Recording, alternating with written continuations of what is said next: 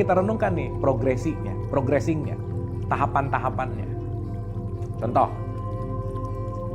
kenapa sebelum sholat harus ada wudhu dulu tuh? Oke? Kenapa sebelum sholat harus ada wudhu dulu? Dan menariknya, Quran memberikan informasi wudhu itu kalau nggak pakai air, ya pakai tanah. Pertanyaan, dan ini sering banget kalau ini jawabannya sangat-sangat basic. Kenapa wudhu? Supaya suci. Ya oke, nggak salah, bagus. Tapi mindsetnya masih banyak yang berpikir wudhu itu kaitannya sama membersihkan tangan, membersihkan mulut. Pertanyaannya, kalau kulit kita ditempelin tanah, kan kulitnya bukan jadi bersih, jadi kotor dong.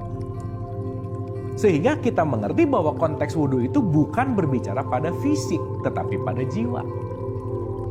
Maka wudhu itu berkaitan dengan apa? Dengan kesadaran kita. Maka yang dicek itu adalah sumber informasi masuk. Pendengaran saya dari subuh tadi ke zuhur dengar apa aja ya, saya ngelihat apa aja ya. Di situ titik di mana kita melakukan yang namanya tafakur. Dan jangan lupa, kita ini makhluk energi. Di mana ketika kita berpikir buruk, energi negatifnya akan hadir. Di mana ketika kita mendengki, membenci, judgment, energi negatifnya dalam kontekstualnya akan semakin banyak. Maka siang-siang 12:30 begitu zuhur, di mana begitu bangun pagi, kita udah mulai mikir itu energi negatif udah mulai. Jadi kalau energi kita itu udah mulai banyak negatifnya, kita perlu membersihkan energi negatif dengan ketemu nature atau alam yang disebut air dan tanah. Maka begitu dibasuh, itu kita lagi membersihkan energi-energi negatif sebetulnya. Supaya sebelum terkoneksi dengan Allah, semua energi kita ini sudah dalam konteks positif semuanya. Maka karena energi itu bisa dalam tanda petik memengaruhi, kalau orang udah wudhu semuanya udah positif, jangan kena lagi sama yang negatif. Nanti yang negatif bisa ikut lagi ke kita gitu kira-kira. Maka dalam tradisi fikih dikatakan kalau senggolan itu bisa batal wudhunya dalam tanda petik. Intinya supaya kita menjaga purifikasi energi sebetulnya. Karena kenapa? Begitu energi kita pure dengan energi yang positif, di situ kita bisa masuk ke dalam dunia keheningan. Itu poin pentingnya. Clear ya? Jadi wudhu esensinya bukan membersihkan fisik, enggak. Jadi kehusyuan itu nanti diawali dari wudhu sebetulnya. Ya Allah ya Rabbana, tangan ini dari subuh ke zuhur dipakai apa aja ya, pendengaran dipakai apa aja ya. Oke, karena kenapa? Sebentar lagi saya akan masuk ke dalam menjeda, saya akan melepaskan dulu dunia karena saya akan masuk berkomunikasi denganmu. Disitulah fungsi sholat. Maka diulang-ulang. Maka bukan harus sebetulnya, tapi kita perlu. Yuk kita renungkan. Allahu Akbar.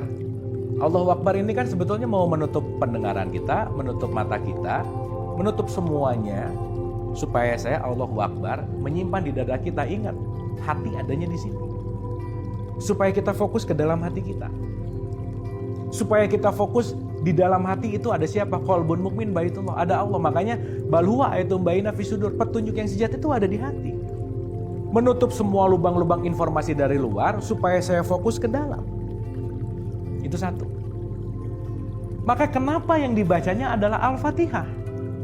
Al-Fatihah itu artinya membuka, bukalah hatimu. Gimana cara membuka hati? Membiarkan pikiran tidak mendominasi diri. Jadi di situ akan terjadi rileks, tenang, santai, damai, dan disitulah tempat yang dimana pasti kita kangenin gitu. Pasti kita pengen banget ke tempat itu gitu. Maka kan jangan tergesa-gesa ya sholatnya. Maka Allah enggak begitu gitu, tapi nikmati Allahu Akbar karena saya akan masuk ke dalam puncak keheningan. Di mana nanti Bismillahirrahmanirrahim. Sadar nomor satu adalah ya Allah ya Rabbana, saya melakukan segala sesuatu atas namamu. Saya punya janji denganmu untuk menjalankan semua skenario yang sudah engkau berikan kepadaku. Dengan apa? Kasih sayang. Alhamdulillahirabbil alamin. Segala puji hanya milikmu. Ar-Rahmanir-Rahim. Semuanya bentuknya hanyalah kasih sayang. Coba betapa indahnya Al-Fatihah dibaca. Karena kenapa? Al-Fatihah itu artinya membuka. Yang dibuka adalah hatimu. Karena begitu hati kita terbuka, kita akan mendengar dalam tanda petik suaranya, rasanya.